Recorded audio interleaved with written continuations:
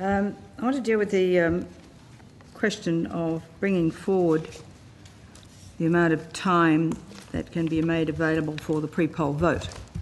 Now, in previous evidence you've given to us, you have indicated that the growth in pre-poll voting is growing and that you are now providing more than one pre-poll voting centre per electorate, and you are proposing via the government in this legislation that there be a greater length of time for people to pre-poll vote.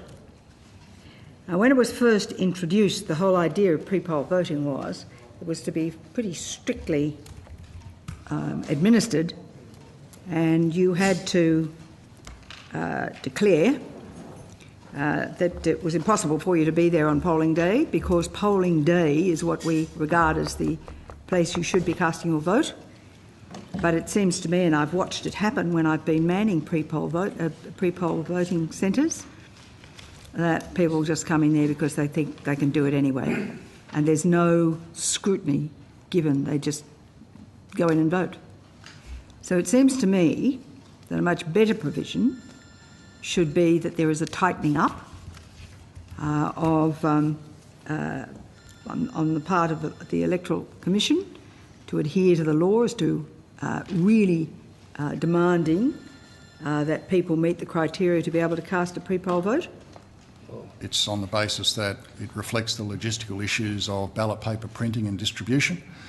The notion of collapsing the polling period to something shorter than the current processes, which has been in since 1990, is a separate issue. What it does is mean that the full force of the campaign itself is not impacting on more and more voters. That's what it means.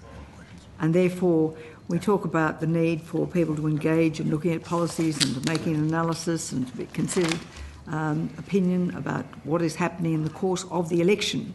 And the further we push it out, the less impact that debate has on the electorate. And that is not a good thing to do. Mr Griff. I take your point that the measure actually isn't what Mrs Bishop is actually talking about.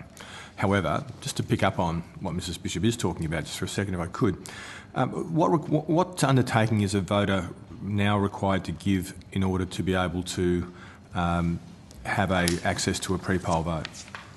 They have to make a declaration that the conditions under which pre-poll voting applies, that they meet those.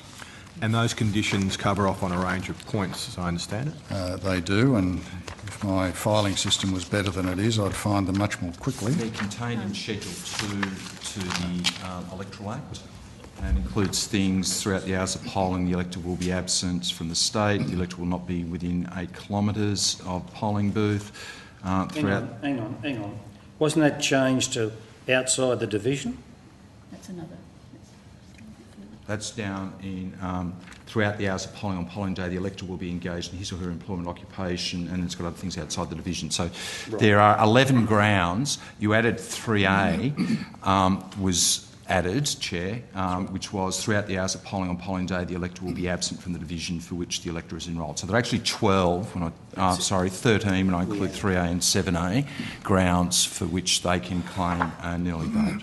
And although I have no wish to put words in Mrs Bishop's mouth, no, don't do that. The point she seems to be making is that the implementation of those grounds, she believes, as being too liberally, if I could use that word, applied. Try ignored. Sorry? Try ignored. Tried ignored. Okay. What's the penalty if someone gives an incorrect declaration, if they basically provide a declaration but it's found later to be false? There's no specific provision in the Electoral Act itself, but providing false information to an officer in the performance of their duties in a material particular is a breach of the Criminal Code Act.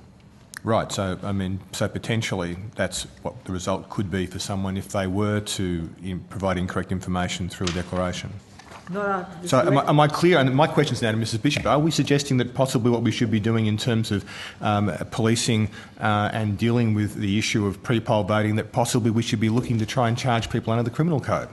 Well, Is that the Liberal Party's position? In answer to your question, the rest of this bill, in fact, removes the need for the declaration or the certificate, which we think should stay in place. So that there still may be grounds at some states to be able to charge electors for seeking to actually access their democratic process. Looking at the AEC's want to get record, clear. I think that's impossible. They've never even prosecuted anyone for multiple voting. I can't see them doing this.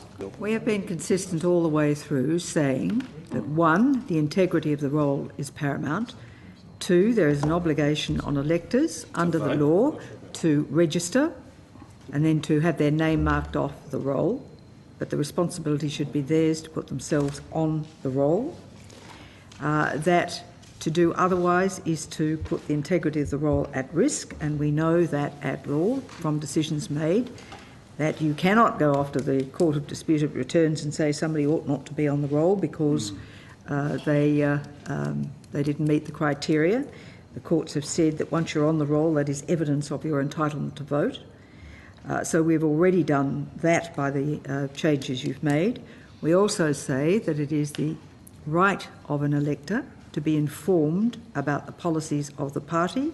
We argued that way with regard to postal votes and postal vote applications, and we got an undertaking from the Commissioner that they will still go to political parties and that they can still take it to the DRO, not to the central AEC office. We have said that with regard to lengthening of the time that is available to a growing number of people who do not comply with the existing law, that they should in fact be able to hear all the argument and debate right up until election day in order to make a proper decision. So what you're saying is they should... So what I'm saying is that with regard to the pre-poll, which we regarded as a beneficial thing for electors who could not meet the criteria or were unable to be able to vote on the day according to the criteria set out in the Act, that is perfectly reasonable, and that they should still sign a certificate to that effect to remind them that that's the reason. Because at the moment, nobody reminds them that they have to have the reason. In 10 minutes, we'll go to the round table with the other submitters, so you've got the next 10 minutes. Perhaps the only additional comment I'd make, Chair, is that as far as I'm aware, there's no other jurisdiction at state level or territory level that requires for a pre-poll ballot for a declaration to be made. So this is already practice that's happening at both state and local government level.